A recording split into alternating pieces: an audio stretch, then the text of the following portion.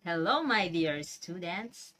Welcome back to my YouTube channel. I feel my YouTube channel though. Alright, I created this video, of course, to address the situation that we don't have a face-to-face classes. Plus, nahidlaw, gid ko ya sa inyo. Nahidlaw ko manglase. Nahidlaw ko sa inyo nga maggahod nga storyahanay, maggahod nyo nga mga singgitanay, while nagapanglase kita. Kamu bala? Ano ang inyo nga mga nahidlawan? Di bala? Nahidlaw ka mo isamin yung nga daan when I ask about, okay, find the value of x on the board. O, amo na inyong ginasabat sa akon, amo gid ni ang mga nahidlawan ko sa inyo. Flashback kita. Ma'am, si X, wala na nasasang value. Mamula ko ya labot kay x ya. Ma'am, damay di ko, ma'am, kumadamdaman si X, ma'am. But anyway, we will not talk about exes today because we are going to move on. Nakapag-move on na nga siya eh. Ikaw, marupok ka pa rin. So, we are going to discuss a new lesson for today. This is all about permutation. So, today's lesson, you will be able to illustrate permutations of objects, use the formula for finding the permutation, and solve problems that involves permutations. Okay, are you ready? Let's do this activity. Okay. I have here a box. My question. From Beauty Queen. Oh. The title of this activity is Post in Different Ways. My task. Get 3 members. Using your camera on your phone, you're going to take a picture. Make sure that each picture should have different positions or alignment. Smile and enjoy the activity. After that, count how many pictures you can take having different positions or alignment. So, sinong mga upod ko?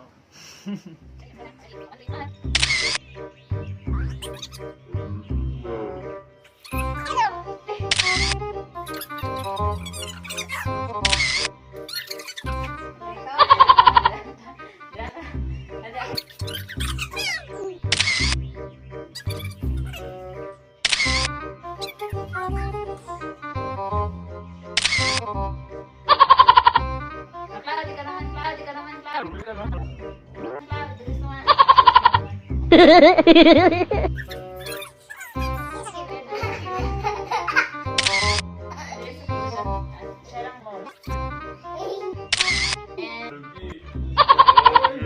that we are done with the task posed in different ways, let us count now how many pictures are there that if you're going to take, in which each picture should have different alignment or positions of each members.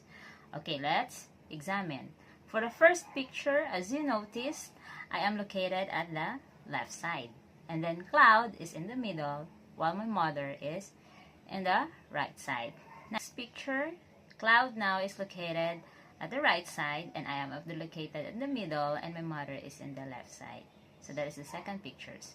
And for the following pictures, as you have noticed, there is no the same position of each members. Now, in that situation, there are 3 members. So in how many possible ways can these 3 members arrange themselves in a picture taking? So we got the answer. Okay, there are 6. Now, at your home, this is your activity. So invite your family members. If there are 5 or more than 5, take a pictures, okay? Then count how many pictures that you can take with different arrangements. Okay, so hope that you enjoy this activity at home. Wala na ko kwarta, how? Ay! May bonus, gali kami. Be, nagtawon ko bisa akong ATM kung Nakasulod na akong bonus. Ay! Kadto ko sa ATM, bala.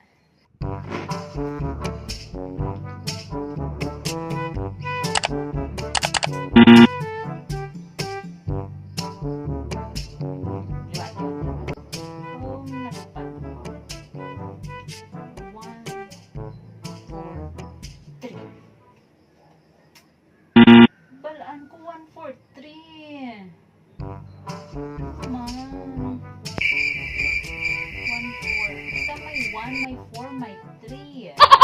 Lipat na ko sa pin ko. Oh no! Mabuligan nyo ko. Basta ang pin ko may 1, 4, kag 3. Di tatlo man lang niyang pin. Oh no! Tatlo man lang ang digit sa akon nga pin. May 1, may 4, kag 3. Can you help me para ma-withdraw ko akong money sa akong ATM? If you can, and you can guess my PIN, then, ang bonus ko sa inyo na lang. Wow! Wow, eh, no? Sige, Game? Game. Few moments later. Okay, so what's my PIN? Yes, that's right. It's 4, 1, 3. How did you guess my PIN correctly? So, ano ang ginobra nyo? You do the listing method, right? Yung pangsulat nyo. You try this one. 143, 134, 431, 413, 341, and 314. Alright? Now, what if your ATM requires 4-digit code? How many possible lists of codes are there? Okay, let's have this illustration. Given 4 digits, 1, 3, 4, and 7. List down all the possible codes that you can make. I will give you 60 seconds for this.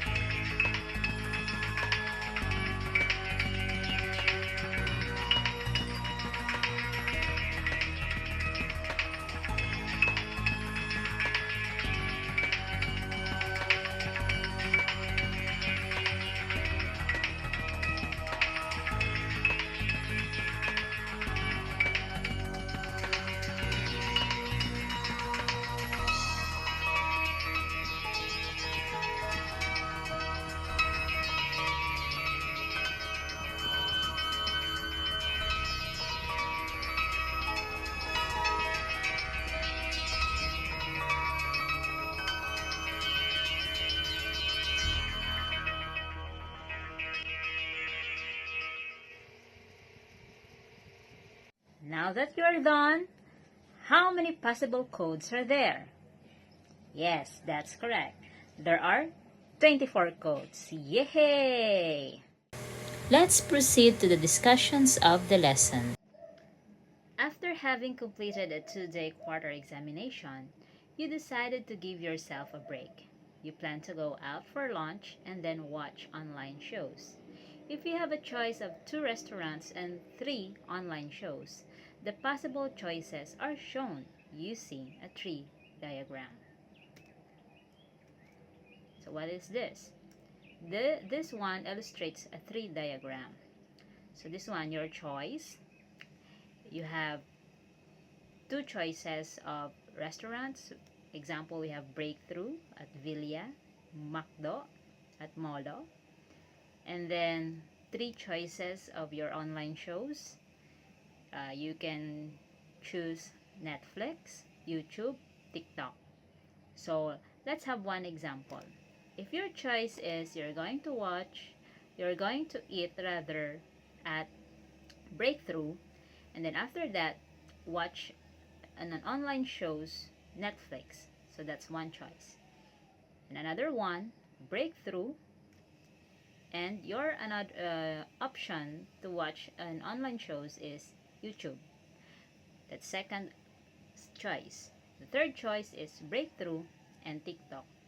So there are 3 choices. Now, how about if you have, you're going to eat at McDo, and then you choose your online shows, Netflix, YouTube, and TikTok. So, count them all. This diagram shows that you have 6 ways of spending your day. Notice that counting the possibilities using a tree diagram is extremely time consuming. Yes, that's correct. It's very time consuming, especially if you have a lot of choices. A more practical approach in solving this problem is through it's through the fundamental counting principle. First, let us consider the following definition. An event. An event is a situation that can have several outcomes. In the problem, the first event, choosing a restaurant, can occur in 2 ways, while the second event, choosing online movies, can occur in 3 ways. Therefore, you have 2 times 3, or 6 ways of spending your day. So this one illustrates the fundamental counting principle.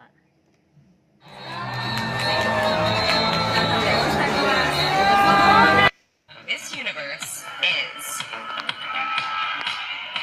Philippines.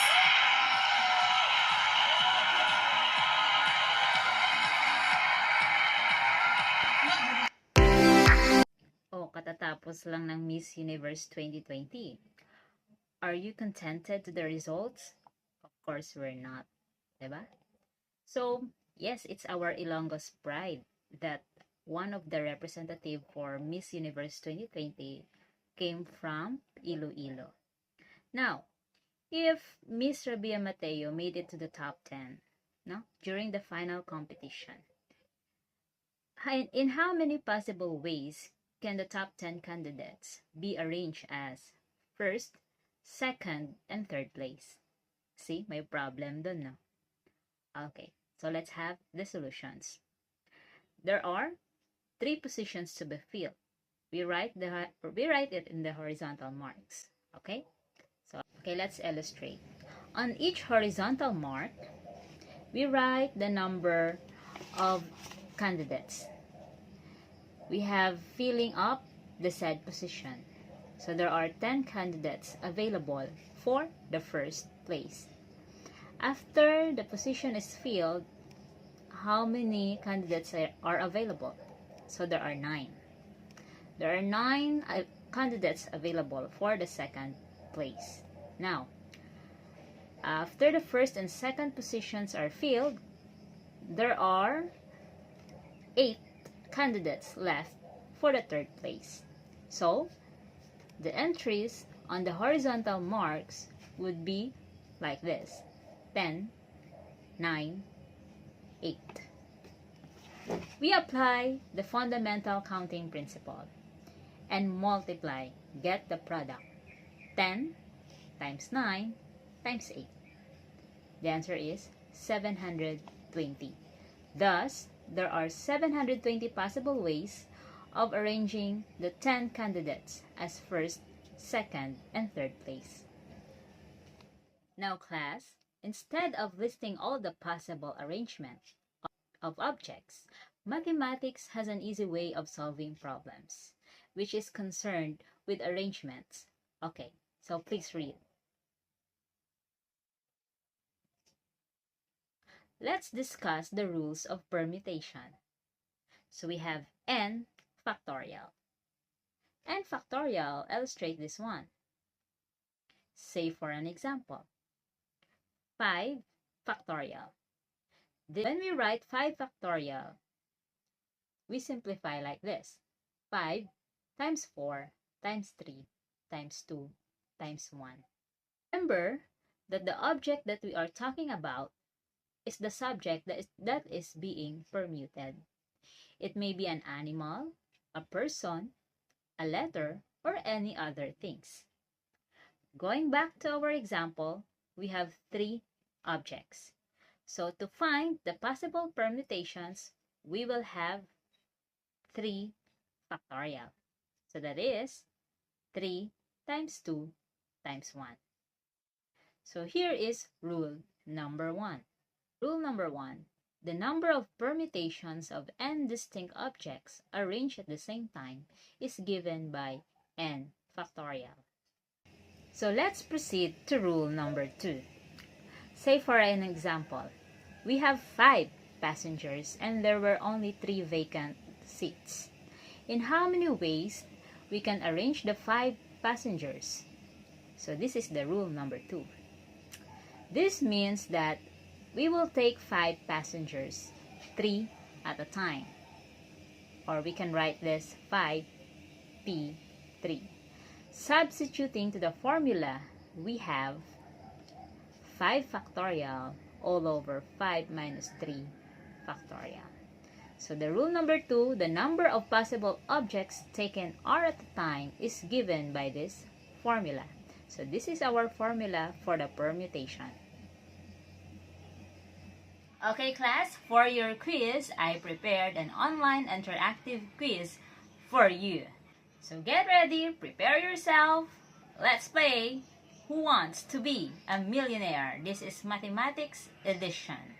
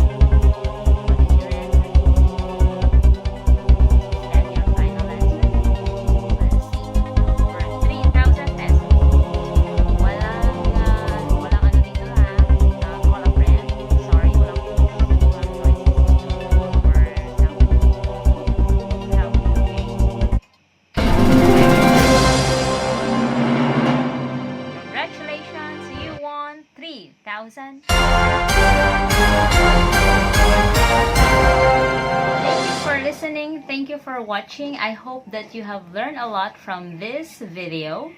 And don't forget to subscribe. Char lang, kono abit. Okay, so thank you. God bless everyone. Bye-bye.